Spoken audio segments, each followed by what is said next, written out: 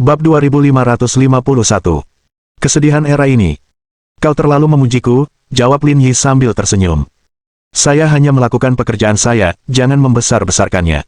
Dokter perempuan itu terkekeh. Kepala sekolah Lin, ada sesuatu yang mungkin belum Anda ketahui.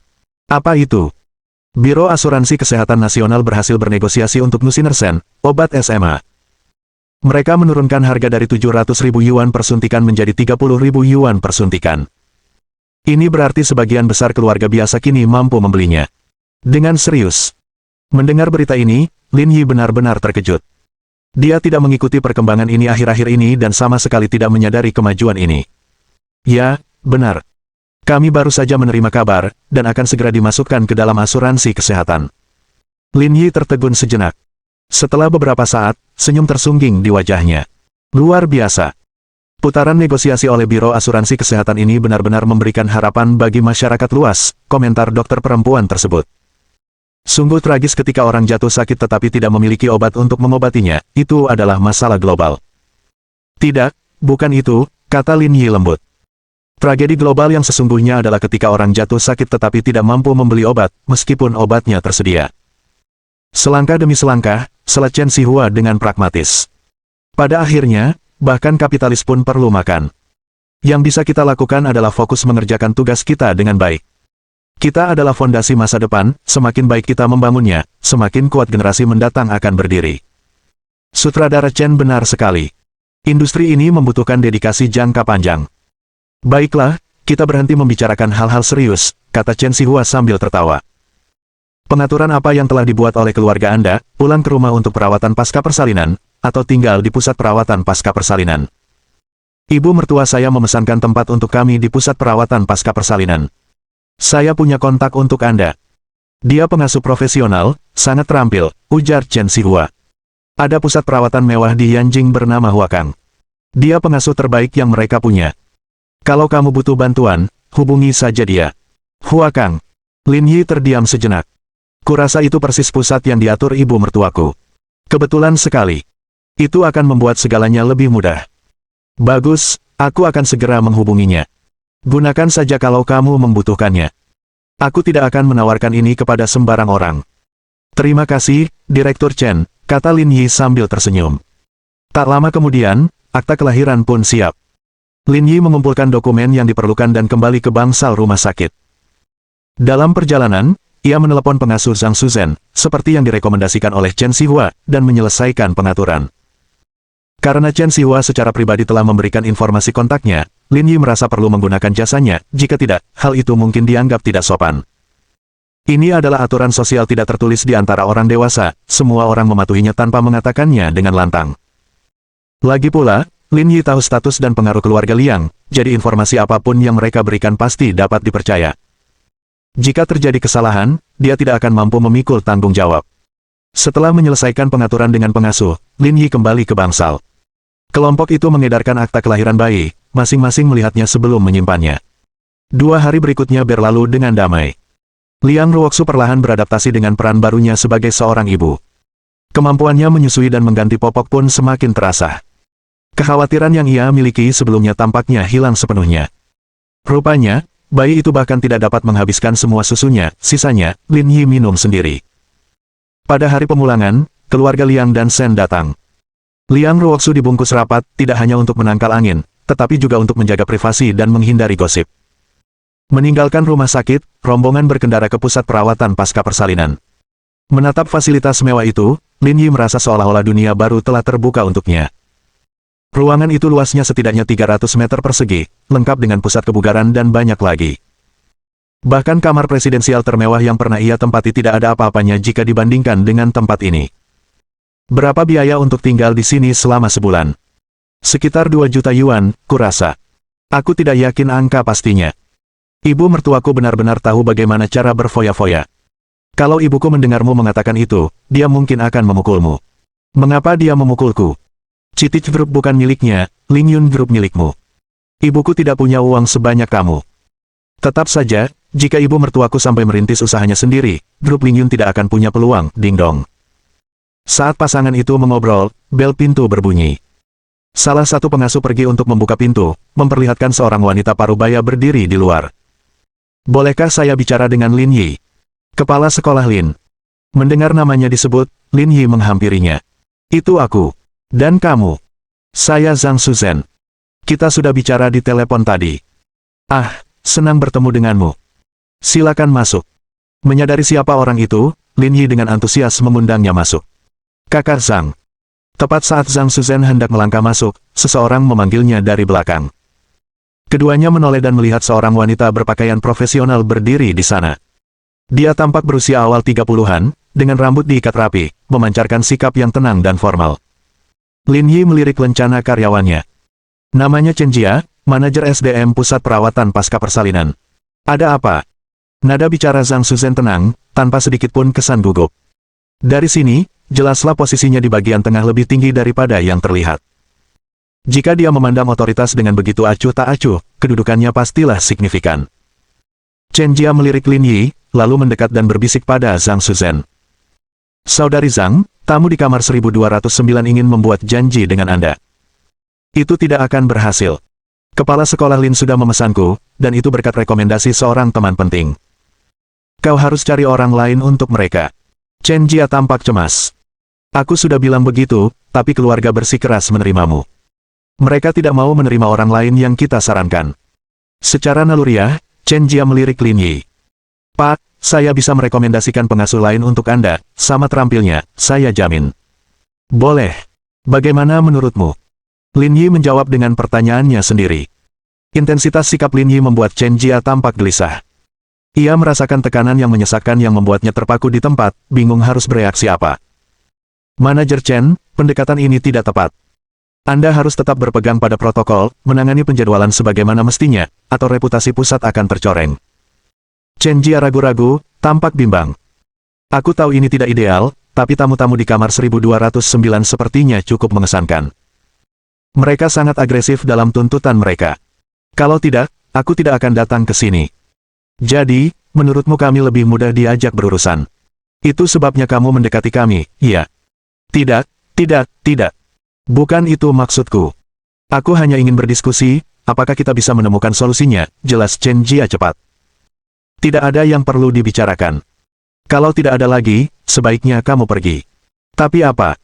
Mereka menyebutkan nama mereka saat saya tiba, Zhou Chengtao. Dan, dia berkata jika kamu tidak setuju, aku harus memberitahumu siapa dia.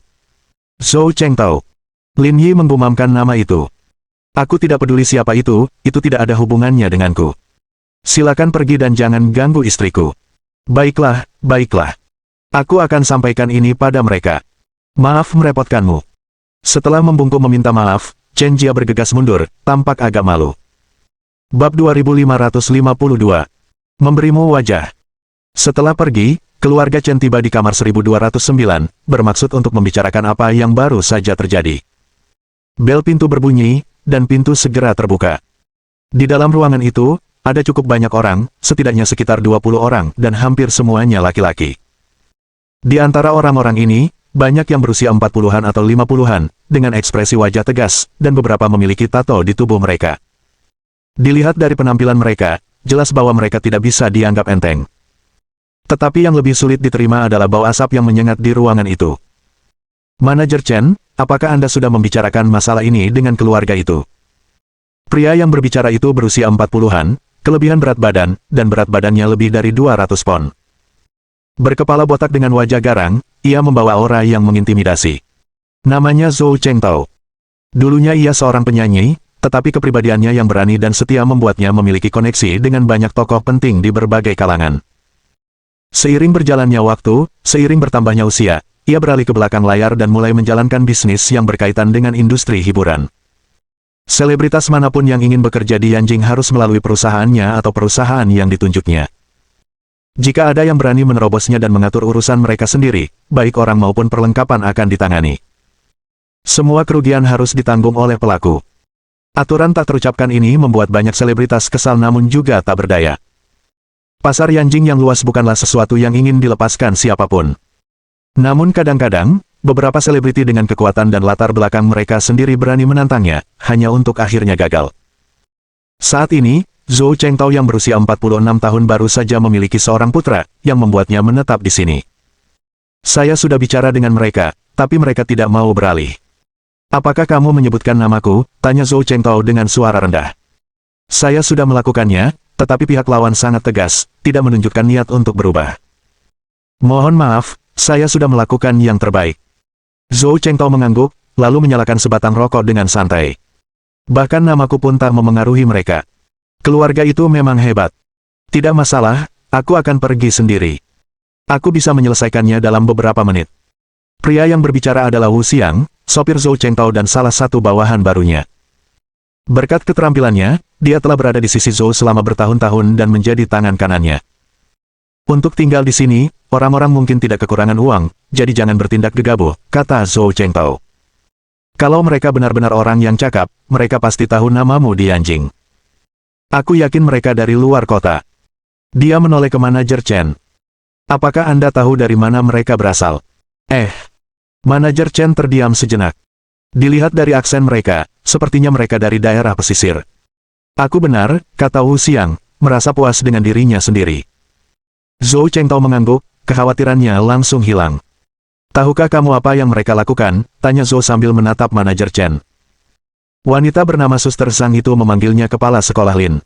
Sepertinya dia seorang dokter, tapi saya tidak tahu detailnya. Seorang dokter. Ekspresi jijik terpancar di wajah Zhou Chengtao. Seorang dokter masih sanggup tinggal di sini. Saudara Tao, kamu mungkin tidak mengerti. Orang-orang seperti mereka punya uang dan status sosial. Mungkin mereka bahkan mendapat diskon untuk menginap di sini, kata Wu Xiang. Kamu mungkin benar, Zhou setuju. Ajak beberapa orang untuk memeriksanya. Ini masalah sepele, selesaikan saja dengan cepat dan jangan buang waktu. Dipahami. Dengan itu, Wu Xiang memberi sinyal, memanggil seorang pria seusianya, dan menuju ke lantai 13. Setelah manajer Chen pergi, Zhang Shuzhen diantar ke ruangan oleh Lin Yi. Kepala sekolah Lin, saya turut prihatin. Mohon jangan hiraukan mereka.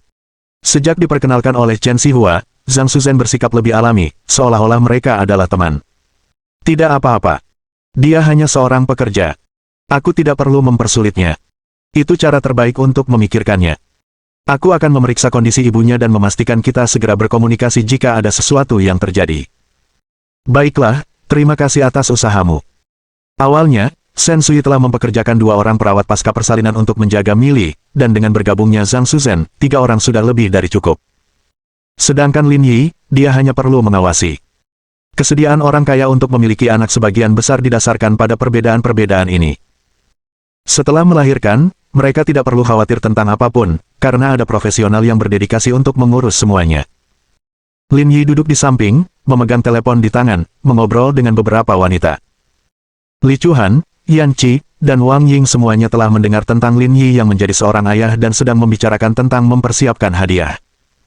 Merasa telah mencapai semua yang diharapkan seorang pria, Lin Yi berpikir dia mungkin telah mencapai puncaknya.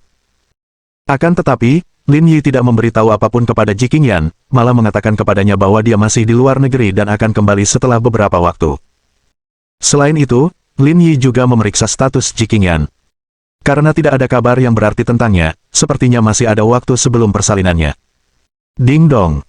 Saat Lin Yi tengah mengobrol, bel pintu berbunyi lagi. Ketika dia membuka pintu, dia melihat 2 pemuda berdiri di luar. Meskipun mereka berpakaian sopan, mereka menunjukkan sikap kurang ajar. Siapa kamu? Kamu Lin Yi, kan? Kakak laki-lakiku Zhou Chengtao, dari kamar 1209. Kami ingin pengasuh bernama Zhang Shuzhen itu pindah. Ini Yanjing, hormatilah kami. Lin Yi hampir tertawa. Di Yanjing, aku seharusnya menghormatimu. Apalagi? Wu Xiang mencibir. Ini Yanjing, bukan tempat orang luar kota untuk sok hebat. Ini cuma tukar pengasuh. Kita nggak mau bikin masalah.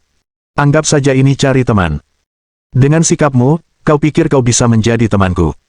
Lin Yi menepuk bahu Wu Xiang. Jangan mempermalukan diri sendiri dan pergilah. Tanpa memberi mereka kesempatan untuk menjawab, Lin Yi menutup pintu di depan wajah mereka, meninggalkan mereka terlantar. Zhang Shuzhen berjalan mendekat pada titik ini. Kepala sekolah Lin, orang-orang ini sepertinya pembuat onar. Apakah ini akan merepotkanmu? Mungkin sebaiknya aku pergi ke sana saja. Kalau memang ada yang benar-benar membutuhkannya, aku sih nggak keberatan pindah. Tapi dengan sikap kayak gitu, aku nggak tahan, kata Lin Yi. Lagi pula, Orang-orang ini sepertinya tidak terhormat, dan kamu mungkin akan merasa stres bekerja di sana. Tinggallah di sini bersama kami. Aku tidak khawatir dengan mereka. Merasa tenang dengan kata-kata Lin Yi, Zhang Shuzhen menjadi jauh lebih rileks. Kalau begitu, aku akan menjenguk istrimu. Pemulihan pasca persalinan sangat penting, dan aku harus mengawasinya. Baiklah, terima kasih atas kerja kerasmu. Tidak juga, itu tugasku. Di pusat perawatan pasca persalinan, satu-satunya tugas Lin Yi adalah memasak makanan untuk Millie. Pusat tersebut dilengkapi dengan dapur khusus, lengkap dengan peralatan berkelas profesional. Keahlian memasak Lin Yi mendapat pujian bulat, dan semua orang berkomentar betapa beruntungnya Millie telah menemukan pria sebaik itu, membuatnya tersipu malu. Ada yang mengirim banyak buah ke perusahaan ibuku. Ambilkan saja untukku, aku tidak akan makan yang di sini. Baiklah. Meskipun buah-buahan yang disediakan pusat itu bagus, buah-buahan yang dikirim ke keluarga Liang adalah buah-buahan eksklusif, kualitasnya tak tertandingi. Lin Yi mengenakan mantelnya dan menuju ke tempat parkir bawah tanah. Namun, saat ia sampai di tempat parkirnya, ia mendapati Alpha Fan yang disediakan Shen Sui untuknya telah dirusak. Bab 2553. Tak kenal takut dan percaya diri. Ekspresi Lin Yi tetap tidak tergerak. Dia baru berada di sini kurang dari sehari, tapi kejadian seperti ini sudah terjadi. Tidak terlalu sulit menebak siapa pelakunya. Lin Yi tersenyum dan menggelengkan kepalanya, tidak menunjukkan tanda-tanda marah, tetapi malah menganggapnya cukup lucu.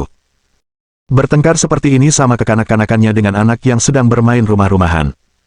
Lin Yi tidak marah. Ia berbalik, keluar dari garasi bawah tanah, memanggil taksi, dan menuju ke Citic Group. Bibi Sen. Lin Yi dengan lancar menemukan kantor Shen Sui. Ia sedang berbicara dengan sekretarisnya, tampaknya sedang mengatur sesuatu. Shen Sui tidak menganggap Lin Yi sebagai orang luar.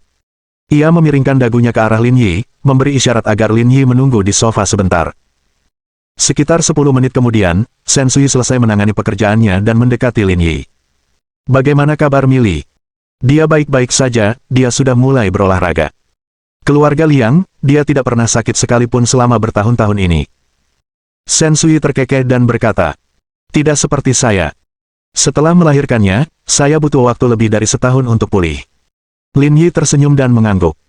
Memang, kecepatan pemulihannya lebih cepat dari yang kubayangkan. Ikut aku. Barang-barangnya ada di mobilku.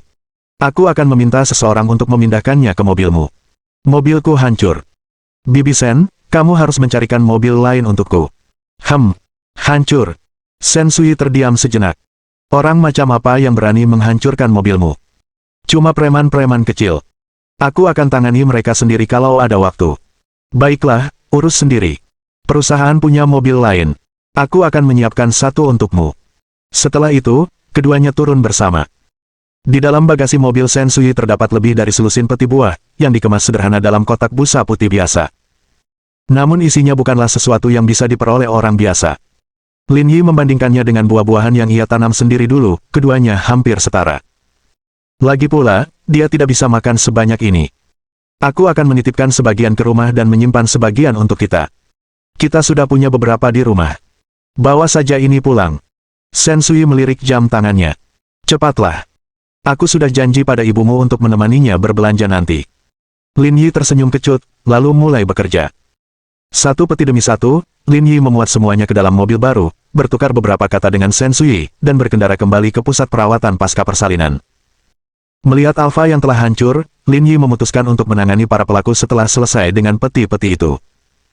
Meskipun tidak ada peti yang besar, jumlahnya lebih dari selusin, jadi Lin Yi membaginya menjadi 2 perjalanan. Pada perjalanan kedua turun, begitu dia keluar dari lift, dia mendengar bunyi dentang logam menghancurkan barang-barang. Setelah melangkah maju beberapa langkah, ia melihat 4 orang menghunus batang besi, menghancurkan BMW X5 yang baru saja dikendarainya hingga hancur tak dikenali. Kacanya pecah total. Pemimpinnya tidak lain adalah Wu Xiang, yang sebelumnya telah berkonfrontasi dengan Lin Yi. Berhenti sejenak. Melihat Lin Yi mendekat, Wu Xiang memanggil, memberi isyarat agar yang lain berhenti. Keempatnya menoleh ke arah Lin Yi. Oh, kebetulan sekali. Wu Xiang menyalakan sebatang rokok, menatap Lin Yi dengan kesombongan. Menghancurkan satu mobil mungkin bisa dimaafkan, tapi jika kembali lagi untuk merusak lebih banyak lagi, ini tampaknya agak berlebihan, bukan? Ini aturan kami. Kamu, sebagai orang luar, jelas tidak memahaminya, jadi kami mengajarimu. Tapi perlu kau tahu, kita sekarang berada di masyarakat yang diatur oleh hukum. Merusak properti berarti kau harus membayarnya. Membayarnya. Mendengar kata-kata Lin Yi, Wu Xiang bereaksi seolah-olah ia telah mendengar lelucon terlucu yang pernah ada. Kelompok itu tertawa terbahak-bahak, hampir tak bisa bernapas. Silakan, telepon polisi sekarang juga. Telepon saja, aku akan lihat apakah ada yang datang untuk membantumu. Dari yang kudengar, bahkan jika aku menelepon polisi, mungkin tidak akan ada hasilnya. Bukan itu yang kumaksud, kata Wu Xiang. Tapi kalaupun kau melakukannya, itu hanya akan terjadi begitu saja. Kita punya orang di mana-mana. Kalau kau tidak takut keluargamu akan terluka, silakan, hubungi saja. Kami tidak akan lari, kami akan menunggu di sini saja. Kalau begitu, menelepon polisi tidak akan ada gunanya. Wu Xiang membersihkan abu rokoknya, masih memamerkan kesombongannya, dan berkata, karena kau memergoki kami tak akan berpura-pura lagi. Merusak mobilmu hari ini adalah peringatan. Kalau kau tidak pindah sebelum tengah malam nanti, kami tak bisa memastikan apa yang akan terjadi besok. Lin Yi tersenyum, tidak menunjukkan tanda-tanda panik. Aku sudah pindah, pergi bukanlah pilihan. Kalau begitu tunggu saja. Ini baru permulaan, kita akan terus bermain. Wu Xiang melempar rokoknya ke tanah. Baiklah, ayo minum. Yang lainnya menanggapi dengan berteriak, meraih tongkat besi mereka dan berjalan pergi. Namun saat mereka melewati Lin Yi, dia berkata dengan suara rendah. Kau menghancurkan mobilku dan berharap bisa pergi dengan mudah. Wu Xiang berhenti di tengah jalan. Apa, kau pikir kau akan membuatku membayarnya? Memukul. Lin Yi tidak membuang waktu. Ia menamparkan wajah Wu Xiang hingga terkapar di tanah. Dua gigi gerahamnya copot, dan mulutnya penuh darah. Yang lainnya membeku, terkejut karena Lin Yi benar-benar berani menyerang. Saudara Xiang. Seseorang bergegas membantu Wu Xiang berdiri. Wu Xiang menyeka darah dari sudut mulutnya, tidak menunjukkan rasa takut, hanya ekspresi yang lebih menyeramkan. Nak, lumayan. Pantas saja kau berani melawan saudara Tao. Ayo kita bertarung dengan benar hari ini. Sambil berbicara, Wu Xiang melambaikan tangannya. Tangkap dia.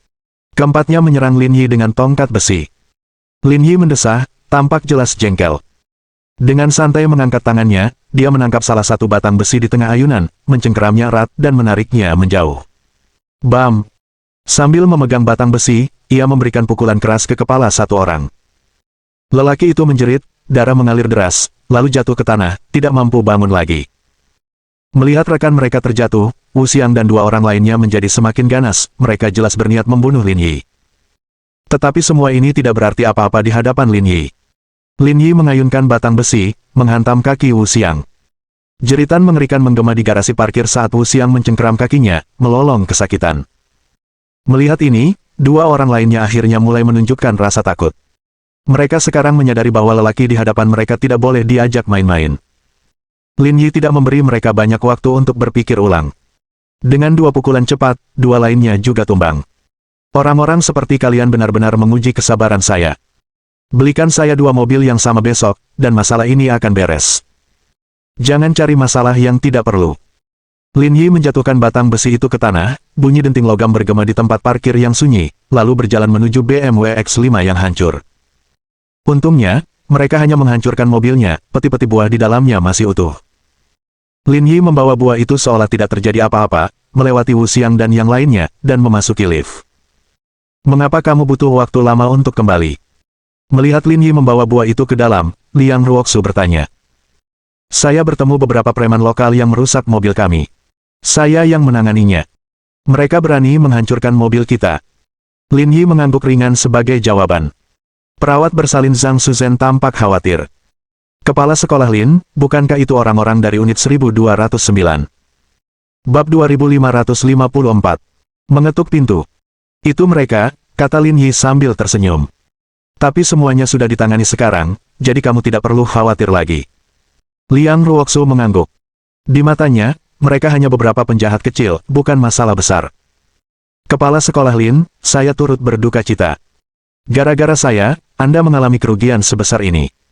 Cuma dua mobil, bukan masalah besar.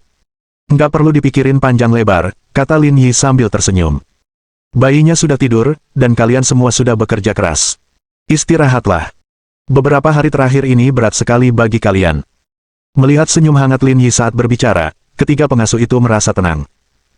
Melayani seseorang seperti dia, bahkan dengan bayaran lebih rendah, adalah sesuatu yang layak dilakukan.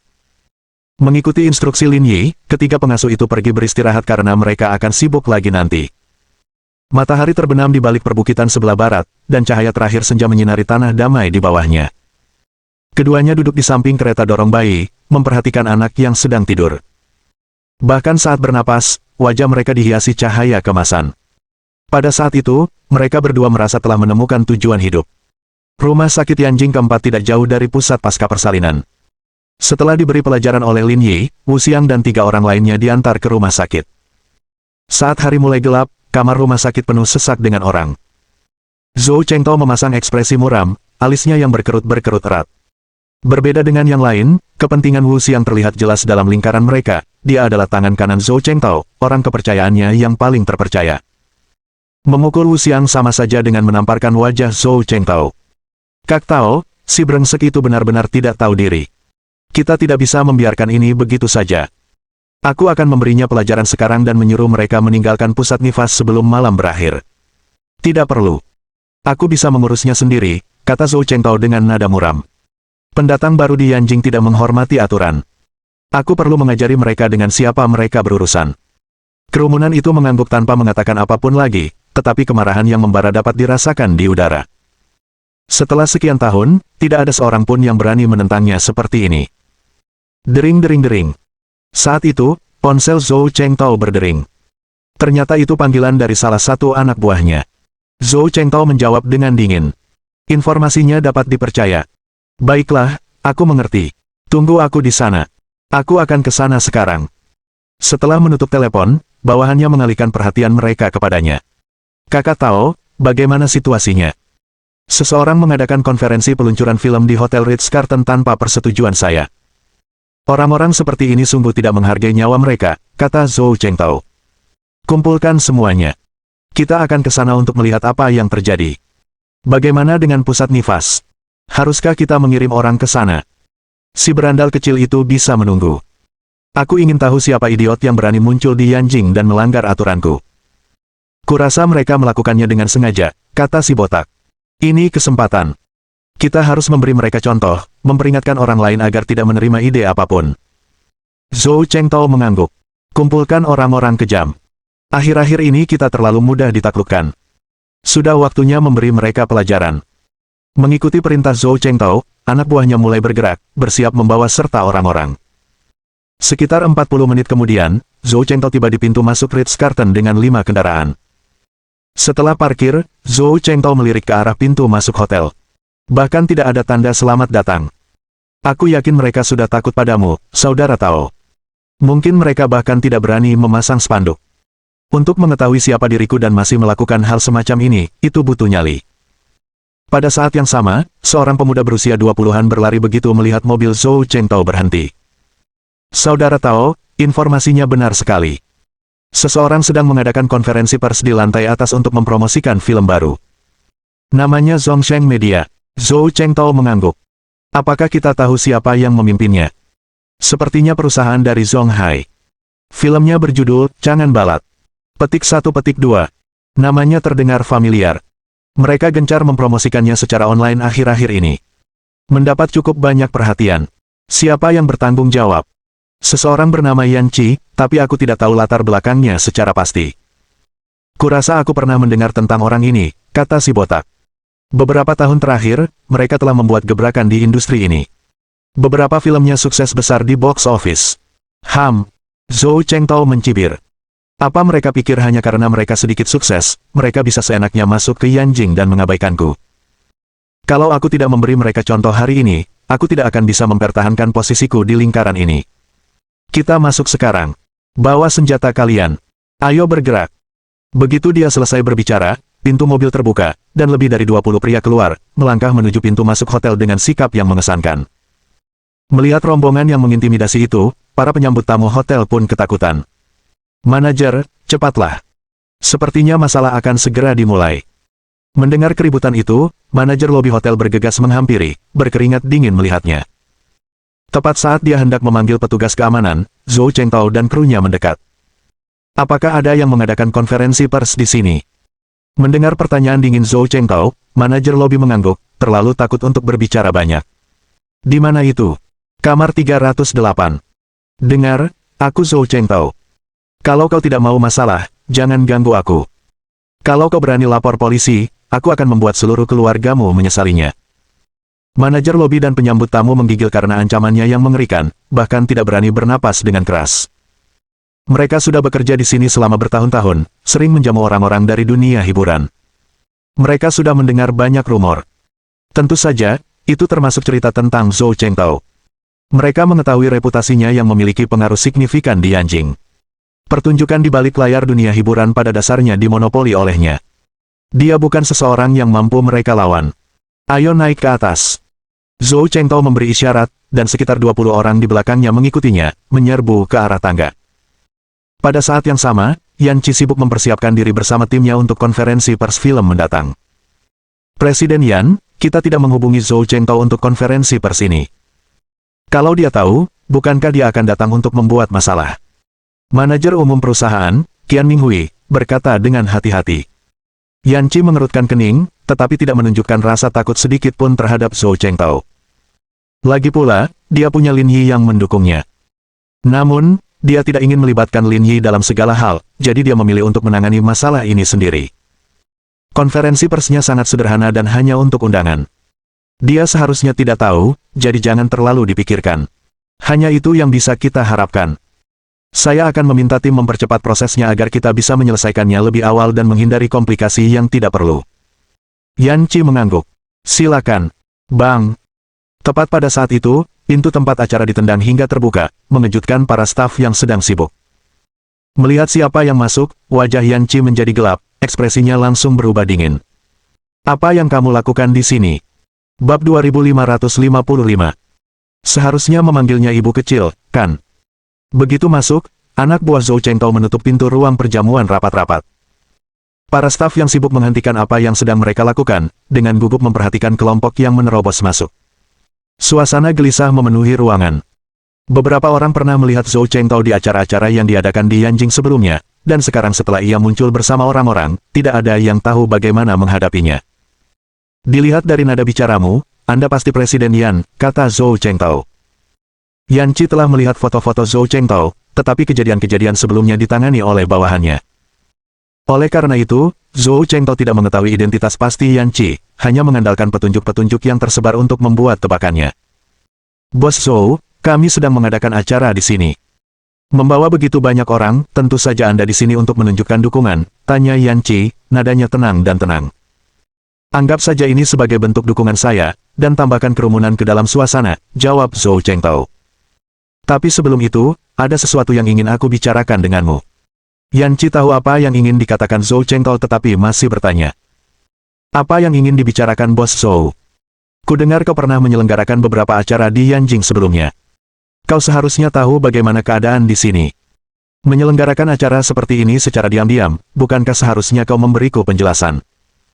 Kami pernah berkolaborasi sebelumnya, tetapi saya merasa hasilnya tidak memuaskan. Meskipun sudah beberapa kali berdiskusi, masalahnya tidak terselesaikan, jadi saya ingin tahu penjelasan seperti apa yang Anda cari. Perkataan Yan Qi singkat, membuat mata Zhou Chengtao menyipit. Karena Presiden Yan sudah menjelaskannya seperti ini, tidak perlu bertele-tele, kata Zhou Chengtao pelan. Saya mungkin tidak peduli dengan tempat lain, tapi kalau soal hiburan di Yanjing, saya punya pengaruh besar. Menjalankan acara ini tanpa melibatkan saya, itu pelanggaran protokol. Saat konfrontasi mereka berubah menjadi jelas, tim Yan Qi hampir tidak berani bernapas, tidak yakin seberapa jauh Zhou Chengtao akan bertindak. Lagi pula, reputasinya yang buruk di Yanjing sudah terkenal. Menatap Zhou Chengtao langsung, Yan Qi menyilangkan tangannya dan berkata, apa yang Bos Zhou inginkan? Karena Anda di sini, mari kita perjelas. Saya tidak menginginkan banyak, kata Zhou Chengtao. Menjalankan acara ini secara diam-diam telah melanggar aturan saya. Serahkan 200.000 yuan dan ganti semua peralatan dengan milik kami, dan saya akan melupakan semua ini. Sama sekali tidak, tolak Yan Qi tegas. Anggaran kami dikontrol dengan sangat ketat. Kalau Bos Zhou meminta kami membayar 200.000 yuan sebagai kompensasi, itu mustahil. Mata Zhou Chengtao semakin menyipit, ekspresinya semakin dingin. Bisnis itu soal harmoni dan keuntungan. Aku memberimu satu kesempatan lagi untuk mempertimbangkan kembali, atau konsekuensinya akan menimpamu. Aku sudah memikirkannya matang-matang. Masalah ini tidak ada ruang untuk negosiasi, kata Yan Qi. Kecuali kau setuju untuk bekerja sama sesuai ketentuanku, aku sarankan kau pergi. Karena kamu menolak menerima tawaran itu, jangan salahkan aku karena bersikap kejam. Saat kata-kata itu terucap, Zhou Chengtao membentak dengan dingin, ambil tindakan. Lebih dari 20 pria menarik batang besi dari mantel mereka dan menyerang ke segala arah seperti orang gila. Mereka menghancurkan peralatan dimanapun mereka melihatnya, seolah-olah dirasuki setan. Apa yang kau lakukan? Apa kau sudah kehilangan rasa hukum dan keadilan? Keadilan. Akulah keadilannya, sialan. Si botak mengayunkan tongkat besinya dan memukul kepala seorang staf laki-laki. Lelaki itu menjerit, darah mengucur dari lukanya, lalu pingsan, tidak dapat bergerak. Staf wanita di tempat kejadian berteriak ketakutan. Peralatan itu bukan satu-satunya korban, beberapa karyawan pria yang lengah juga terluka. Meskipun luka mereka tidak parah, mereka tetap terpengaruh. Yan Qi menyaksikan kekacauan yang terjadi di depannya dengan tatapan mata dingin, nyaris tak mampu menahan amarahnya. Namun, ia tidak berkata apa-apa. Ia tahu, mengingat kemampuannya, ia tidak punya cara untuk mengendalikan situasi. Kekacauan itu berlangsung selama lebih dari 30 menit. Setiap peralatan sewaan di lokasi hancur berkeping-keping, mengakibatkan kerugian langsung lebih dari 500.000 yuan. Setelah melampiaskan amarah mereka, 20 pria berusia sekitar itu berkumpul kembali di sekitar Zhou Chengtao, yang kini tampak semakin arogan. Ia menunjuk Yan Qi dan berseru. Beginilah jadinya kalau kamu nggak mau taat aturan. Mulai sekarang, kalau kamu ke Yanjing lagi, aku bakal hancurkan acaramu terus. Setelah mengurungkan niatnya, Zhou Chengtao memimpin anak buahnya pergi, meninggalkan tempat itu dalam keheningan. Sang manajer terlatih-tatih menghampiri Yan Qi. Presiden Yan, apa yang harus kita lakukan sekarang? Carilah seseorang untuk menyambut para jurnalis yang datang, beritahu mereka bahwa konferensi pers hari ini dibatalkan, dan kirimkan mereka hadiah kecil sebagai permintaan maaf. Panggil ambulans untuk membawa staf yang terluka ke rumah sakit, dan perkirakan kerugiannya, berapapun jumlahnya, kami akan menanggungnya. Kami akan bekerja sama dengan mereka di masa mendatang, mari kita hindari membuat keadaan menjadi tidak menyenangkan. Dimengerti, Presiden Yan. Setelah memberikan instruksinya, Yan Qi meninggalkan tempat itu dengan sepatu hak tingginya, menemukan ruangan kosong, duduk, meletakkan dahinya di satu tangan, dan tampak sama sekali tidak berdaya. Dia tahu bahwa pada titik ini, tidak ada lagi yang dapat dia lakukan. Asteris menghela napas gelombang-gelombang asteris. Mengambil napas dalam-dalam, Yan Qi mengeluarkan ponselnya dan menghubungi nomor Lin Yi. Pada saat itu, Lin Yi sedang berada di pusat perawatan pasca Natal, menyiapkan sup untuk Liang Ruoxu. Lin Jingzhan, Qin Yingyue, dan keluarga Liang juga ada di sana. Tepat saat dia hendak mematikan kompor, Lin Yi menerima telepon dari Yan Qi. Kamu sudah sampai di Yanjing. Lin Yi sangat menyadari jadwal kerja Yan Qi. Film yang dia rekam di Jinling telah selesai, dan dia dijadwalkan datang ke Yanjing untuk acara promosi. Saya mengalami masalah di sini. Apakah Anda punya waktu untuk bertemu saya? Jantung Lin Yi berdebar kencang. Yan Qi sangat bertekad, dan dia selalu berusaha menyelesaikan masalah sendiri. Kecuali situasinya gawat, dia biasanya tidak akan menghubunginya. Sesuatu pasti telah terjadi. Aku akan mengirimkan alamatnya. Telepon aku kalau sudah sampai. Setelah mengakhiri panggilan, Lin Yi mengiriminya alamat, lalu dengan santai menyajikan sup dan membawanya ke Liang Ruoxu. Sekitar 40 menit kemudian, Lin Yi menerima pesan dari Yan Qi di WeChat, yang mengatakan bahwa dia sedang menunggunya di Ocil Cafe terdekat. Lin Yi memberitahu keluarganya dan langsung menuju ke kafe. Begitu dia masuk, dia melihat Yan Qi di tempat duduk dekat jendela. Ia mengenakan gaun panjang berwarna hitam, rambutnya yang bergelombang di keriting, dipadukan dengan sepatu hak tinggi berwarna hitam, sebuah ansambel yang bergaya sekaligus mengintimidasi, sehingga membuat orang enggan memulai percakapan. Kau turun begitu cepat. Melihat Lin Yi mendekat, Yan Qi menyodorkan kopi yang telah dipesannya sebelumnya kepadanya. Bagaimana kabar Sekretaris Liang? Semuanya baik-baik saja. Tidak buruk, dia makan dan minum dengan baik, jawab Lin Yi. Ambil ini. Yan Qi mengeluarkan kotak merah kecil dari tasnya dan mendorongnya ke arah Lin Yi. Apa ini? Lihatlah ke dalam, dan kamu akan melihatnya. Lin Yi membuka kotak itu dan menemukan sebatang emas bertuliskan nama dan tanggal lahir di dalamnya. Atas nama anak itu, terima kasih, Bibi Yan Qi. Apa maksudmu, Bibi? Sebenarnya, Bibi seharusnya memanggilku Ibu Tiri. Bab 2556. Ini belum berakhir. Lin Yi tertawa terbahak-bahak setelah mendengar ini, itu masuk akal. Yan Qi menyesap kopinya dan bertanya. Bagaimana kabar Presiden Ji? Apakah kita tahu bayinya laki-laki atau perempuan? Belum jelas untuk saat ini, dia belum memeriksanya. Biarlah takdir yang memutuskan, jawab Lin Yi. Ayo kita mulai. Apa yang terjadi? Tempatku dirusak, kata Yan Qi dengan tenang. Siapa yang berani merusak tempatmu? Seseorang bernama Zhou Chengtao, jawab Yan Qi. Dia sangat berpengaruh di dunia hiburan Yanjing. Segala hal yang berhubungan dengan hiburan harus melalui dia. Saya tidak bekerja sama dengannya kali ini, jadi dia membawa orang-orang dan merusak tempat konferensi pers film baru saya. Yan Qi tetap tenang saat dia menjelaskan secara singkat apa yang telah terjadi. Zhou Chengtao. Lin Yi bergumam, mengapa nama itu terdengar begitu familiar bagiku? Kamu sudah pernah ke Yanjing berkali-kali, mungkin seseorang pernah menceritakannya kepadamu, jadi kamu ingat. Tidak. Lin Yi menggelengkan kepala, mengerutkan kening selama beberapa detik. Astaga, ini terlalu kebetulan. Apa yang telah terjadi? Istrinya sepertinya baru saja melahirkan dan tinggal di pusat perawatan pasca persalinan yang sama dengan kami. Hah? Yan Qi membeku. Kau yakin? Saya sangat yakin, jawab Lin Yi. Bukan cuma istrinya yang tinggal di panti jompo yang sama, tapi keluarganya juga merusak kedua mobilku. Aku bahkan belum berurusan dengannya soal itu, dan sekarang dia malah memprovokasimu. Mereka juga menghancurkan mobilmu. Lin Yi mengangguk dan menjelaskan kepada Yan Qi apa yang terjadi padanya. Setelah mendengarnya, Yan Qi tertawa terbahak-bahak dan tertunduk. Memprovokasinya berarti menindas lawan yang lebih lemah. Namun, membuat Lin Yi kesal adalah tindakan yang gegabah. Ayo pergi. Kurasa mereka sudah kembali. Kita berdua harus mengunjungi mereka. Haruskah aku pergi? Bukankah akan canggung jika keluargamu melihatku? Mereka ada di lantai 12, kita di lantai 13, mereka tidak akan melihat kita. Yan Qi berpikir sejenak. Baiklah, ayo pergi. Setelah membulatkan tekad, keduanya bangkit dan menuju ke pusat perawatan pasca persalinan. Pada saat ini, Zhou Chengtao dan bawahan terdekatnya masih berada di pusat perawatan. Karena tempatnya cukup besar, ada ruang bagi lebih banyak orang untuk bergabung dengan mereka. Saudara Tao, apakah menurutmu wanita itu, Yan Qi, akan datang untuk membayar, tanya si botak. Tidak masalah. Zhou Chengtao sedang menata ubin mahjong, sebatang rokok menggantung di mulutnya. Kecuali dia tidak berencana mengadakan konferensi pers di Yanjing lagi. Kalau dia melakukannya, aku akan menghancurkan semuanya.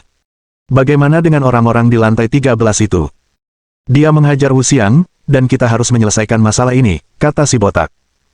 Zhou Chengtao meniup abu dari meja mahjong dan melirik arlojinya.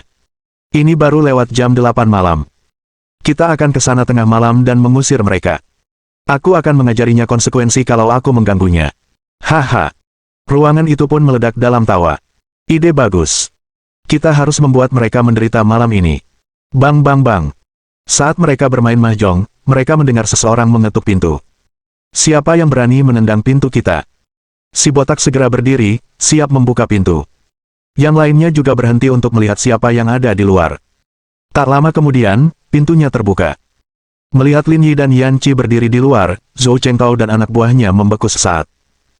Kalau cuma salah satu dari mereka, pasti akan terasa biasa saja, tapi melihat dua orang yang tidak ada hubungannya ini berdiri bersama, dan menemukan mereka di sini, terasa aneh. Pria botak itu mengangkat alisnya dan menatap Yan Qi, kalian berdua saling kenal. Kebetulan sekali, ya. Aku tidak menyangka kau bisa menyinggung kami berdua di saat yang bersamaan, kata Lin Yi ringan, dengan seringai nakal di bibirnya. Menyadari hubungan mereka, Zhou Chengtao berdiri dan berjalan ke ambang pintu, menatap Yan Qi. Kau menemukan seseorang untuk mendukungmu, tapi tahukah kau orang ini juga telah menyinggung kita?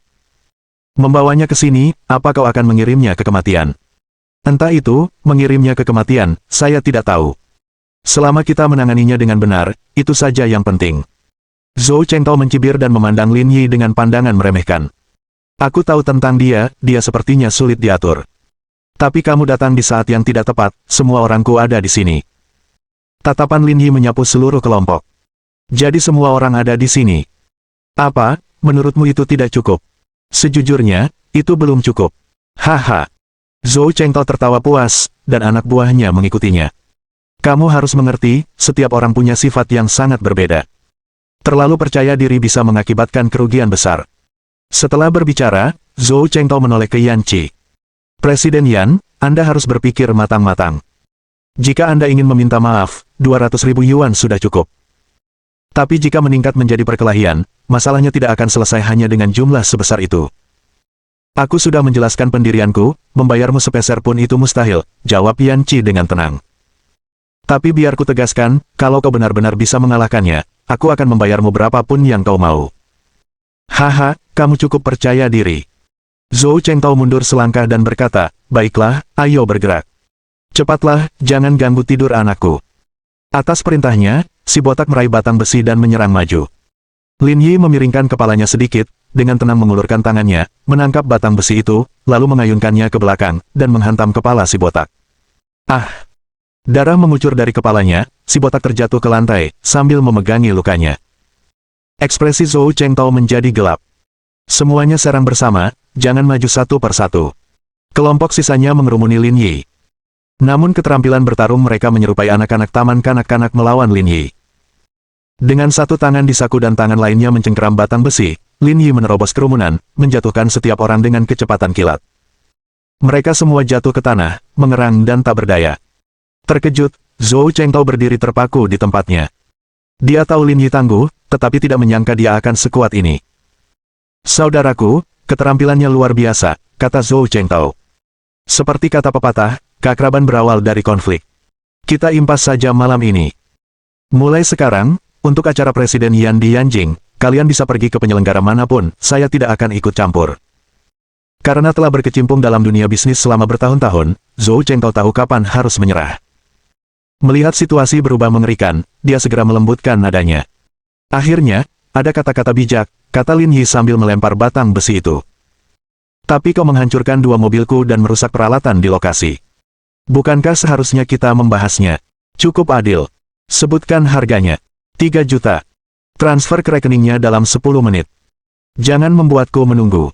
Zhou Chengtao menyipitkan mata, berhenti sejenak. Tidak masalah, Presiden Yan, berikan detail rekening Anda. Saya akan segera meminta seseorang untuk mentransfer uangnya. Yan Qi telah menyiapkan secari kertas berisi nomor rekeningnya, karena ia telah mengantisipasi hasil ini. Setelah menyelesaikan masalah, keduanya pergi. Mengepalkan tangannya, wajah Zhou Chengtao semakin mengancam. Sialan, ini belum berakhir. Bab 2557.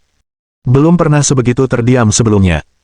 Beberapa individu yang terluka ringan mengerang dan terhuyung berdiri dari tanah. Kak Tao, orang ini jauh lebih tangguh dari yang kita bayangkan. Dia bertarung seperti iblis.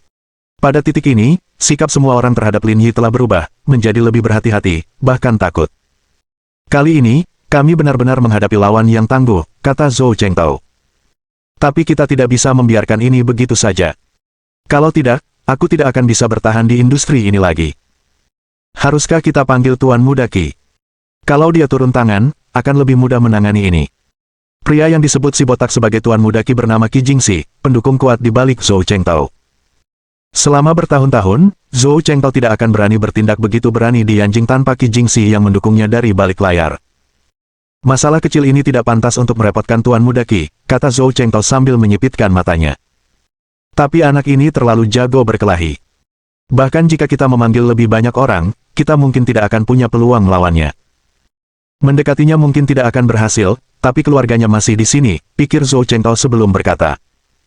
Pertama, atur agar adik iparmu meninggalkan tempat ini dan tidak tinggal di sini untuk sementara waktu. Lalu, kirim beberapa orang ke tempat parkir dan pintu masuk utama untuk mengawasi mereka. Jika kau melihat seseorang pergi, segera ikuti mereka. Mengerti? Setelah menerima perintah Zhou Chengtao, bawahannya yang masih bisa bergerak segera bertindak. Mereka yang terluka parah, kepalanya berlumuran darah, dibawa ke rumah sakit. Selain itu, Zhou Chengtao menelepon dan memanggil lebih dari 20 orang lagi, mengisyaratkan niatnya untuk melakukan pertarungan yang menentukan dengan Lin Yi. Pada saat yang sama, setelah menangani situasi terkini, Lin Yi dan Yan Qi meninggalkan pusat bersalin. Aku ada urusan lain, jadi aku tidak akan tinggal bersamamu, kata Yan Qi. Lin Yi mengulurkan tangan dan dengan lembut merapikan rambut panjangnya yang berantakan tertiup angin. Lain kali kalau ada kejadian seperti ini, jangan lupa telepon aku. Kamu selalu sibuk, jadi aku tidak ingin merepotkanmu. Yan Qi mengerutkan hidung mungilnya. Tapi ini di luar kemampuanku, jadi aku terpaksa meneleponmu. Aku tahu cara berpikirmu, dan aku ragu kau akan mendengarkan meskipun aku mencoba meyakinkanmu. Ingat saja, apapun yang terjadi, jangan takut, asalkan kau tidak terluka. Mengerti, paham. Yan Qi tersenyum. Habiskan waktu bersama keluargamu. Aku punya urusan lain. Saya akan. Lin Yi berdiri diam, memperhatikan Yan Qi pergi, lalu kembali ke atas. Di dalam ruangan, keluarga itu tengah tertawa dan mengobrol, sementara orang dewasa bergantian menggendong bayi, penuh kegembiraan. Sekitar pukul 9 malam, Lin Jingzhan dan Qin Yingyue bersiap untuk pergi, dan Lin Yi mengantar mereka ke hotel. Bagaimana kabar menantu perempuanku yang satu lagi? Dia seharusnya akan segera lahir, kan? Dalam perjalanan ke hotel, Lin Jingzhan bertanya. Dia sudah hampir tiba, jawab Lin Yi. Kira-kira seminggu lagi sampai tanggal persalinan. Setelah semuanya beres, kita harus kembali ke Zonghai. Lin Yi mengangguk. Sudah lama, aku harus kembali dan memeriksanya. Lin Yi memiliki pemahaman kasar tentang situasi di Zonghai. Jiqingyan tampaknya dalam kondisi baik, tidak ada hal signifikan yang akan terjadi dalam minggu depan. Karena itu, ia berencana untuk tinggal di Yanjing selama beberapa hari lagi, terutama karena Liang Ruoxu baru saja melahirkan bayinya. Melewati lampu neon yang berkedip-kedip, untuk sesaat, Lin Yi dan Lin Jingzhan melirik kaca spion dan memperhatikan sebuah BMW hitam membuntuti di belakang mereka.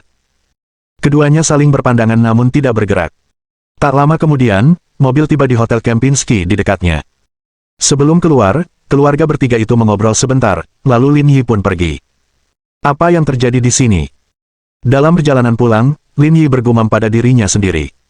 Dia menemukan bahwa BMW yang mengikutinya sebelumnya telah menghilang. Lin Yi menggosok rahangnya, bingung.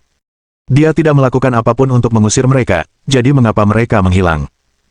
Setelah beberapa detik merenung, Lin Yi yakin bahwa BMW hitam itu memang membuntutinya. Sekarang semuanya telah hilang, hanya ada satu kemungkinan penjelasan. Target mereka telah bergeser. Lin Yi tampak sedikit kesal. Mungkinkah mereka telah mengincar keluarganya? Setelah melirik kaca spion sekali lagi untuk memastikan tidak ada orang yang mengikuti, Lin Yi berhenti berpikir berlebihan dan melaju santai kembali ke pusat bersalin. Sementara itu, dua mobil lagi berhenti di pintu masuk hotel. Zhou Chengtao keluar dari salah satu mobil dan berhenti di dekat BMW yang sudah terparkir di sana. Pintu mobil terbuka, dan dua pria berusia 30-an keluar. Kak Tao, orang tua anak itu menginap di hotel ini, di kamar 1809. Kau yakin informasinya akurat? Tanya Zhou Chengtao dengan muram. Benar sekali, jawab salah satu pria itu. Saat kami pergi, kami melihat pria itu memanggil wanita itu, ibu, tidak salah lagi. Ayo kita periksa. Zhou Chengtao memimpin anak buahnya ke dalam hotel dan naik lift ke kamar 1809. Tok tok tok. Di dalam ruangan, Qin Yingyue dan Lin Jingzhan sedang mendiskusikan rencana mereka untuk kembali ke Zonghai ketika tiba-tiba terdengar ketukan di pintu. Coba lihat. Mungkin itu anak kita yang kembali. Kalau ada apa-apa, dia pasti sudah menelepon. Dia tidak akan kembali tanpa alasan. Sambil bergumam lirih, Lin Jingzhan berjalan hendak membuka pintu, tetapi melihat Zhou Chengtao dan anak buahnya berdiri di luar. Siapa kamu? Hentikan omong kosong itu. Tanpa memberi Lin Jingzhan waktu untuk berkata lebih banyak, Zhou Chengtao dengan paksa mendorongnya kembali ke dalam ruangan.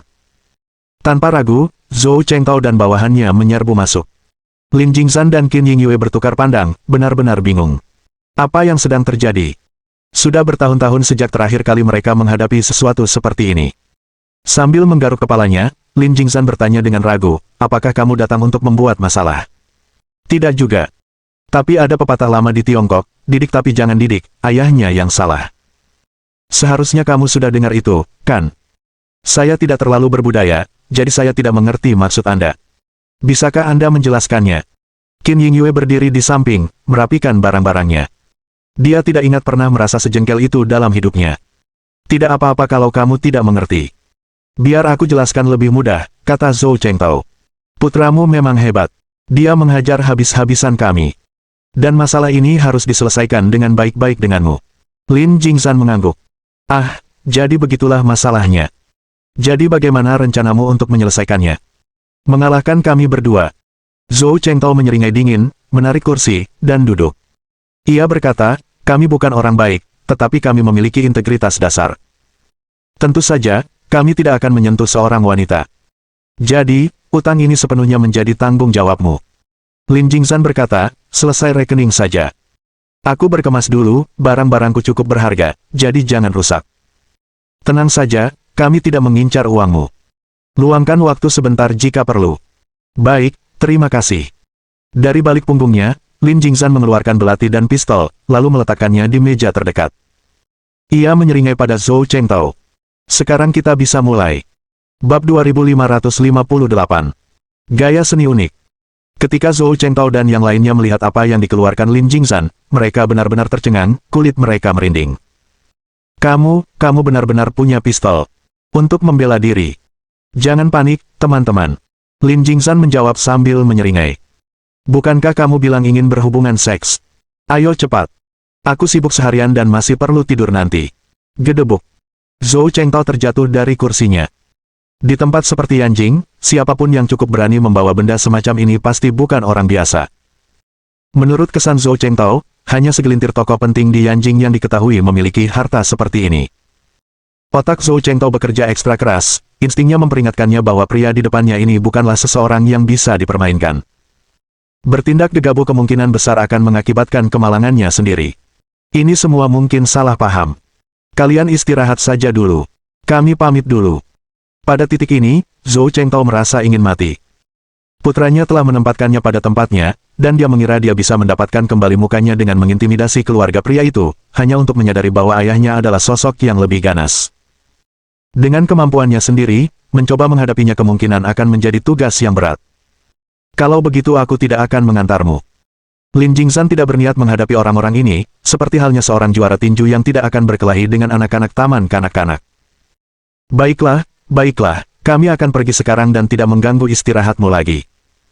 Zhou Chengtao merasa seolah-olah dia terhindar dari kematian dan bersiap untuk pergi bersama anak buahnya. Namun takdir tidak berpihak padanya, saat Qin Yingyue berbicara. Cepat selesaikan masalah ini.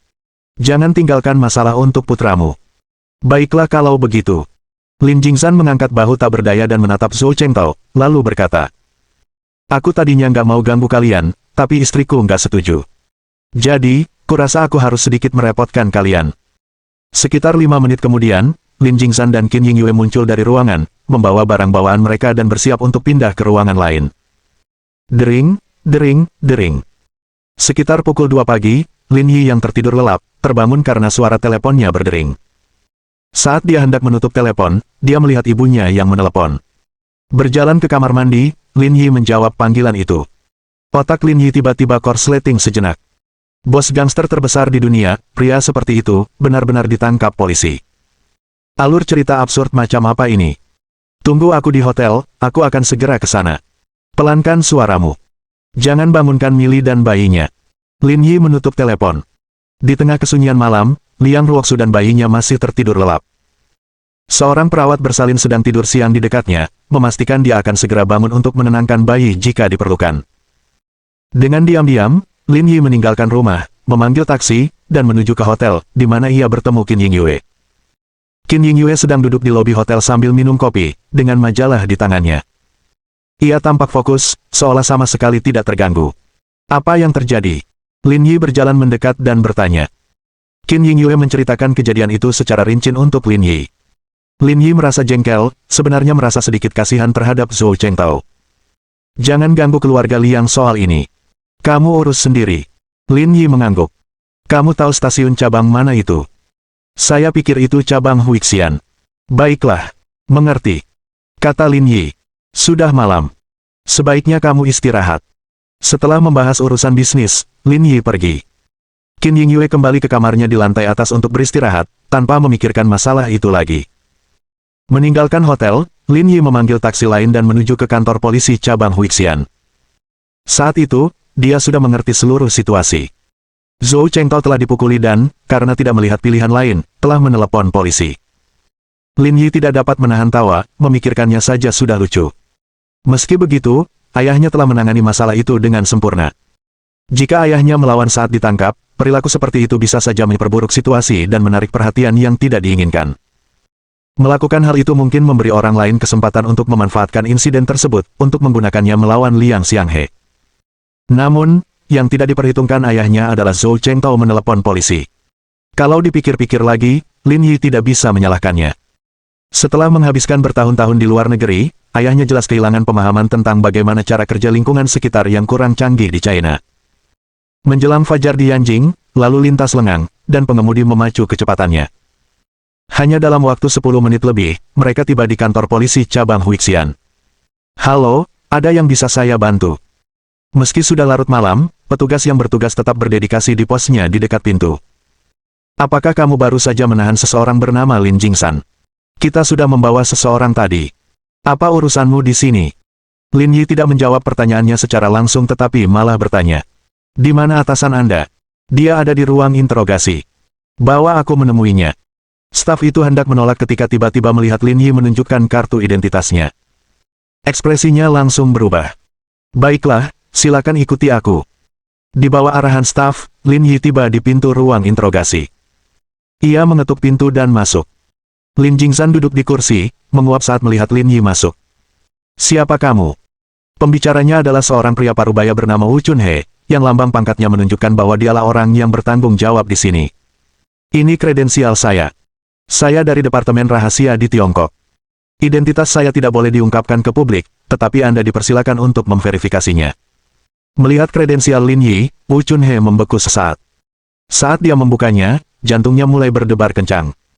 Karena pernah bertugas di militer, dia langsung tahu keaslian surat-surat kepercayaan tersebut. Namun, memegang jabatan seperti itu di usia semuda itu menunjukkan banyak hal tentang status dan kewenangan Lin Yi. Ini juga mengklarifikasi sejumlah hal. Silakan tunggu di sini sebentar. Wu Chunhe mengambil surat kepercayaan Lin Yi dan meninggalkan ruangan, kembali 10 menit kemudian. Menghadapi Lin Yi lagi, nada bicara Wu Chunhe menjadi jauh lebih sopan. Dia tidak dapat memastikan identitas spesifik Lin Yi karena dia tidak memiliki izin atau wewenang yang diperlukan. Namun fakta bahwa ia tidak dapat mengakses informasi ini sudah cukup untuk membangkitkan rasa hormat, memaksanya untuk memperlakukan Lin Yi dengan sangat hati-hati. Lagi pula, di Tiongkok, tidak banyak orang yang diberi penghormatan seperti itu. Halo. Apakah kamu di sini untuknya? Lin Yi mengangguk. Dia salah satu dari kami. Tindakanmu secara tidak sengaja telah mengganggu operasi kami. Jika pimpinan menyelidikinya nanti, departemenmu akan menghadapi pertanggungjawaban utama. Lin Yi menyampaikan ancaman terselubung ini, membuat Wu Chunhe tampak tertekan. Ia tergagap. Masalahnya, kami tidak tahu apa-apa tentang ini. Dia tidak memberitahu kami. Kalau dia memberitahu, kami tidak akan berani melanjutkan. Memahami situasi tersebut, Wu Chunhe segera memanggil timnya untuk membuka borgol Lin Jingsan. Saya sungguh-sungguh meminta maaf atas kesalahpahaman ini. Aku bisa mengabaikan kejadian ini, jawab Lin Yi, tapi pria yang melaporkan ini. Zhou Chengtao, tahukah kau orang seperti apa dia? Kurasa orang-orang di sekitarmu seharusnya sudah tahu. Apa kau benar-benar berencana membiarkan ini berlalu begitu saja? Wu Chunhe menggigil, menangkap nada dalam kata-kata Lin Yi, tetapi ekspresinya menjadi bertentangan. Masalahnya adalah, orang itu. Bab 2559. Orang di baliknya. Melihat Wu Chunhe ragu-ragu, Lin Yi sedikit mengernyit. Bahkan setelah mengungkapkan identitasku, dia masih tergagap dan ragu. Pasti ada sesuatu yang mencurigakan dalam masalah ini. Kami bukan orang luar. Bicaralah terus terang, tak perlu merasa terbebani. Kita memang tahu tentang Zhou Chengtao ini. Di daerah Yanjing, dia cukup terkenal. Tapi dia didukung oleh seseorang, dan kabarnya, mereka cukup tangguh. Jadi, aku mengerti maksudmu, jawab Lin Yi. Jangan khawatir. Lanjutkan dan bertindaklah dengan berani. Baiklah, dengan kata-katamu, aku merasa lega. Lin Yi mengangguk, sekian untuk hari ini. Soal identitas kita, jangan sampai bocor. Kalian bagian dari lingkaran ini, kalian harus paham aturan kerahasiaannya. Yakinlah, saya tidak akan melakukan kesalahan yang melanggar prinsip. Bagus. Kalau begitu, kami serahkan padamu untuk menangani tindak lanjutnya. Tidak perlu formalitas seperti itu. Sejujurnya, aku bersyukur kau tidak meminta pertanggungjawaban kami. Lin Yi terkekeh.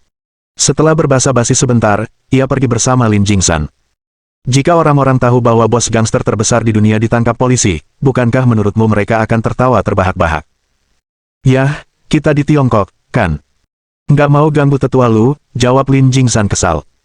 Sebenarnya, seluruh situasi ini agak lucu.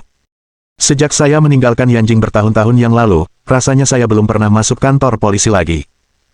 Kalau kau ceritakan ini pada tetua lu, dia mungkin tidak akan peduli padamu. Dia bahkan mungkin akan menjagamu dengan ketat, hanya untuk melihat apakah kau bisa lolos sendiri. Kalau aku pakai kekerasan, aku bisa pergi dalam 5 menit. Tapi kalau aku sopan, mungkin butuh 2 atau 3 hari. Baiklah, kita sudahi saja pembahasan ini di tengah malam. Ibuku masih menunggumu. Ayo pergi. Setelah mengantar Lin Jingsan ke hotel, Lin Yi kembali ke pusat perawatan pasca persalinan. Liang Ruoxu masih tertidur lelap. Meskipun ada jadwal menyusui malam hari, susunya sudah disiapkan lebih awal di siang hari. Perawat malam akan menanganinya agar tidurnya tidak terganggu. Keesokan paginya, ketika Liang Ruoxu bangun, waktu sudah lewat pukul 9. Secara naluriah, hal pertama yang ia lakukan saat membuka mata adalah memeriksa bayi di sebelahnya. Melihat bayi itu masih tertidur, ia diam-diam turun dari tempat tidur dan berjalan menghampiri Lin Yi. "Apa rencanamu untuk beberapa hari ke depan?" Liang Ruoxu bertanya. "Apakah masih ada hubungannya dengan Brigade Garda Pusat?" "Saat ini tidak. Kalaupun ada masalah, aku tidak akan pergi. Biarkan mereka mengurus diri sendiri." "Bagaimana situasi di pihak Presiden Ji? Apakah sudah hampir selesai?" Lin Yi mengangguk, rasanya akan selesai dalam waktu sekitar seminggu. "Sebaiknya kau mulai bersiap untuk pulang. Tidak ada lagi yang terlalu berat di sini, jadi tidak perlu tinggal lebih lama." Lin Yi tidak menjawab tetapi dengan lembut memegang tangan Liang Ruoxu. "Masih ada pertemuan dengan Brigade Garda Pusat. Kita bisa makan bersama sebelum kembali ke Zonghai, masih banyak waktu." Liang Ruoxu mengangguk, meregangkan badan dengan malas, dan merapikan rambutnya. "Kamu bisa mengaturnya sesukamu. Lagi pula, tidak ada lagi yang perlu kamu perhatikan di anjing. Oke. Ngomong-ngomong, apakah orang-orang yang ingin Bibi Zhang diganti kembali membuat masalah setelahnya?" "Memang. Kedua mobil yang saya tabrak ditabrak mereka. Tapi semuanya sudah beres sekarang. Jangan khawatir," kata Lin Yi. "Kurasa mereka akan mengirim orang hari ini untuk meminta maaf. Kau tidak perlu repot-repot, biarkan mereka datang menemuiku langsung." "Mengerti." Lin Yi menghabiskan sisa hari itu bersama Liang Ruoxu di pusat perawatan pasca persalinan sebelum berangkat ke Brigade Pengawal Pusat untuk menghabiskan waktu.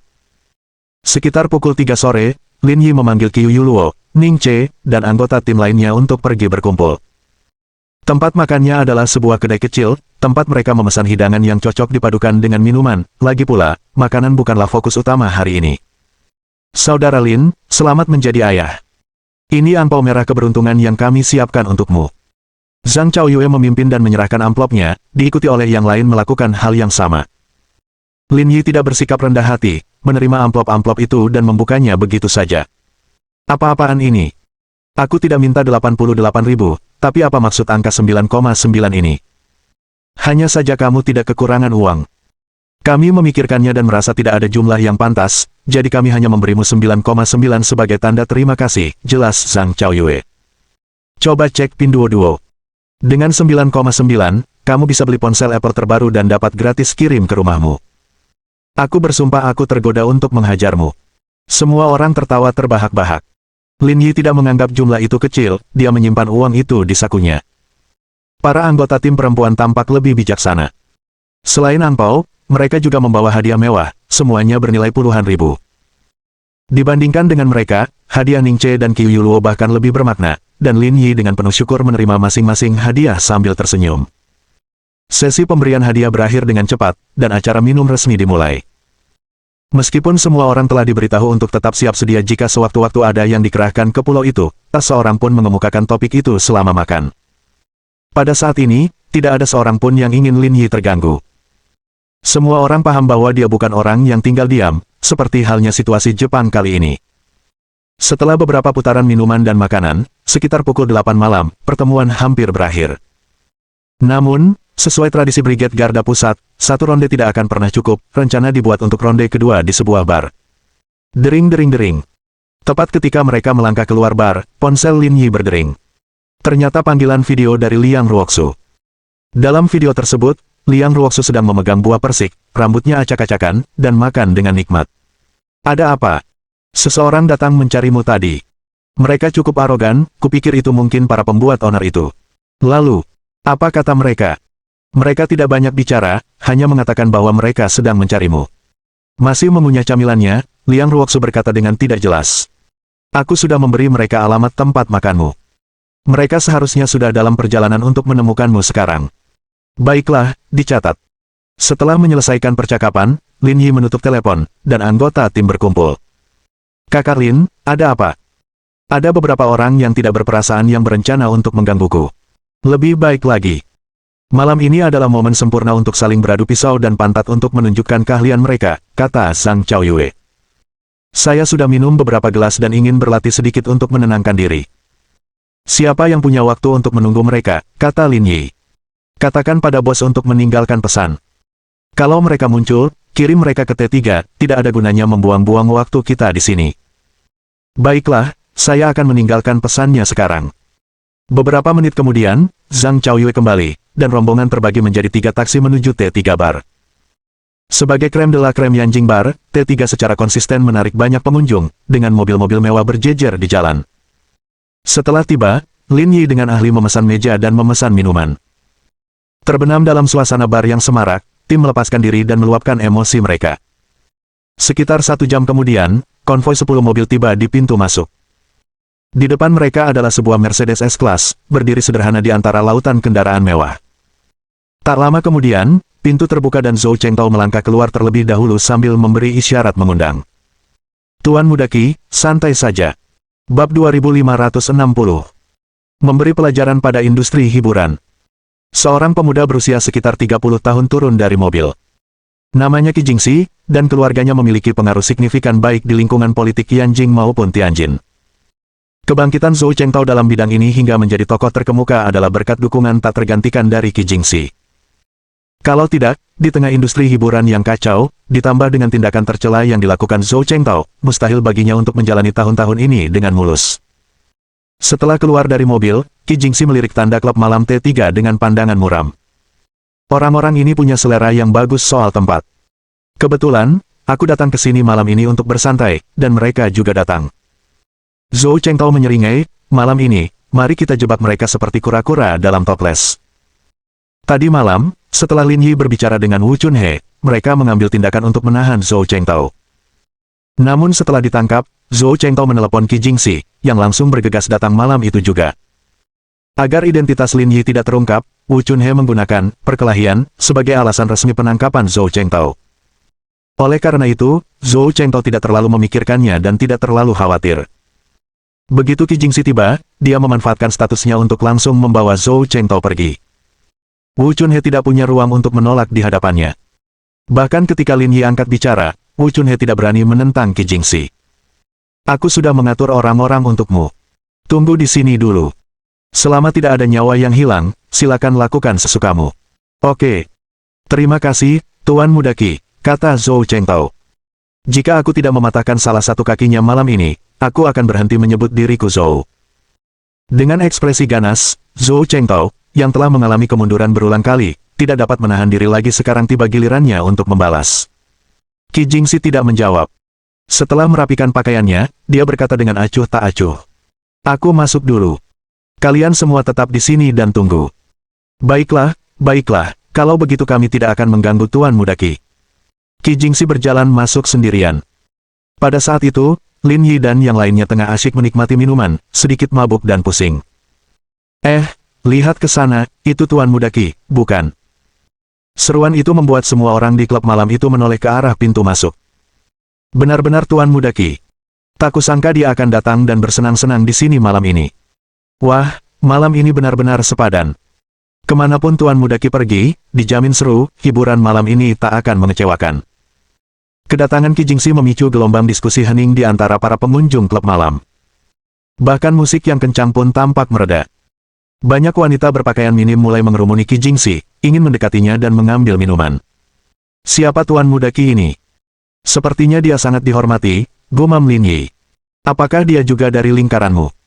Belum pernah melihatnya sebelumnya, jawab Ning Che. Sejak kami bergabung dengan Brigade Garda Pusat, kami jarang terlibat dalam urusan gelap atau bergaul dengan orang-orang dari kelompok itu. Tapi orang ini sepertinya agak asing. Petik 2. Sepertinya bukan orang dari kompleks itu. Belum pernah bertemu dengannya, selaki Yu Luo. Jika dia bukan dari kompleks itu berarti dia mungkin tidak bernilai banyak, ujar Lin Yi. Kedua wanita itu mengangguk secara naluriah, ini adalah fakta yang diketahui dalam lingkaran mereka. Di Zonghai, individu seperti Qin Han, Liang Jinming, dan Gao Zongyuan berkembang berkat kekayaan dan koneksi keluarga mereka. Namun, ketika sampai di tempat seperti Yanjing, mereka hanya bisa menikmati sedikit kenyamanan. Arogansi yang merajalela tak terjangkau. Dengan uang tetapi tanpa latar belakang, seseorang harus tetap bersikap rendah hati. Di bawah pemujaan para wanita di sekitarnya, Qi Jingxi naik ke lantai 2. Di peron lantai atas, berdiri 5 atau 6 orang, baik pria maupun wanita. Mereka menyesap bir sambil mengamati kerumunan yang ramai di bawah. Akhirnya kamu datang juga. Sudah menunggu lebih dari 1 jam. Ayo, bawakan minuman untuk Tuan Muda Qi. Pria yang berbicara itu berambut cepak. Ia memegang bir di satu tangan dan sebatang rokok di tangan lainnya. Namanya Li Xiaoming, bagian dari lingkaran yang sama dengan Qi Jingxi. Di Yanjing, terdapat banyak faksi yang kompleks dan saling terkait. Satu faksi terdiri dari penduduk asli Yanjing, seperti Liang Ruoxu, yang berasal dari latar belakang majemuk dan membawa rasa superioritas bawaan. Lalu ada orang seperti Qi Jingxi. Keluarga mereka memiliki kekuasaan dan pengaruh yang besar, meskipun bukan penduduk asli Yanjing. Namun, karena berbagai alasan, mereka masih memiliki pengaruh yang cukup besar di Yanjing. Meskipun tidak sebanding dengan penduduk asli campuran, mereka jelas bukan tandingan. Di lapisan terbawah adalah orang-orang kaya generasi kedua biasa. Mereka mungkin kaya, tetapi karena tidak memiliki latar belakang yang kuat, mereka terdegradasi ke lapisan terbawah hierarki kekuasaan. Setiap kalangan dengan tegas mengecualikan orang-orang dari kalangan yang lebih lemah, dan mempertahankan kemurnian mereka. Hal ini tidak hanya terjadi di Yanjing, dinamika yang sama terjadi di mana-mana, meskipun beberapa dalam bentuk yang nyata, yang lainnya secara halus. Mengalami masalah tak terduga. Sudah kutangani, jawab Qi Jingxi acuh tak acuh, tampak acuh tak acuh terhadap kejadian malam ini. Masalah? Li Xiaoming mengamatinya. Tadi malam, kamu dipanggil saat kita minum-minum, apa ini karena itu? Qi Jingxi mengangguk, menerima minuman yang diserahkan oleh seorang wanita di dekatnya. Ada yang tidak tahu apa-apa, beradu argumen dengan salah satu anak buahku. Harus diselesaikan. Siapa yang berani? Nggak ngerti aturan. Bahkan main-main sama orang-orangmu sendiri. Qi Jingxi mengangkat bahu. Kudengar dia dari selatan. Dulu direktur rumah sakit. Selebihnya, aku tidak yakin tentang dia. Kau bercanda, kan? Ada dokter yang berani macam-macam dengan krumu. Ada keinginan mati. Orang itu tidak sederhana. Dia punya kemampuan bertarung yang hebat. Satu orang melawan 20-an, dan dia masih bisa bertahan, jelas Qi Jingxi. Lagi pula, keluarganya juga rumit. Ayahnya punya senjata, mungkin ketua geng lokal.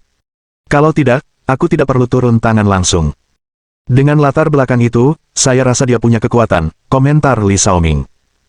Apakah Anda sudah menyiapkan orang untuk menanganinya? Qi Jingxi mengangguk. Aku membawa saudara-saudara Liu. Dengan mereka yang mengurusnya, tidak akan ada yang salah. Ekspresi Li Xiaoming berubah. Kau mengeluarkan senjata besar untuk ini. Kedua pria itu berasal dari Tianjin, dan saudara kandung Liu yang dimaksud Qi Jingxi adalah penegak hukum tingkat atas di Tianjin. Setelah bertugas di luar negeri sebelum kembali ke Tianjin, duo ini membutuhkan waktu kurang dari setengah tahun untuk menghancurkan bos lokal dan naik ke posisi puncak dalam transaksi bawah tanah. Namun, keduanya kurang memiliki ketajaman bisnis, hanya terampil dalam perkelahian, yang membatasi jaringan mereka meskipun mereka kuat. Jika tidak, mereka akan mendominasi Tianjin sepenuhnya. Kemampuan Qi Jingxi untuk merekrut mereka adalah berkat bantuan perlindungan keluarga Qi yang membina hubungan mereka. Industri hiburan akhir-akhir ini terlalu gaduh, banyak yang bertindak tidak semestinya, kata Qi Jingxi sambil menyesap birnya dengan acuh tak acuh. Saya ingin menakut-nakuti mereka dan memberi mereka pelajaran. Biarkan mereka mematuhi aturan ke depannya. Mohon dukungan dari omom ante-ante sekalian, buat subscribe atau sharekan novel Mimin ke Facebook kalian, agar channel Mimin bisa terus berkembang. Dengan begitu, Mimin bisa lebih semangat untuk up novel seru lain ke depannya. Buat teman-teman yang sudah subscribe dan sharekan novel Mimin, Mimin ucapkan terima kasih sebanyak-banyaknya. Sekiranya teman-teman menghadapi masalah video diputar dalam bahasa Inggris, coba tukar kepada bahasa Indonesia original melalui cara ini. Semasa mendengarkan, pencet tombol setting di atas kanan video, pilih audio track dan tukar bahasa.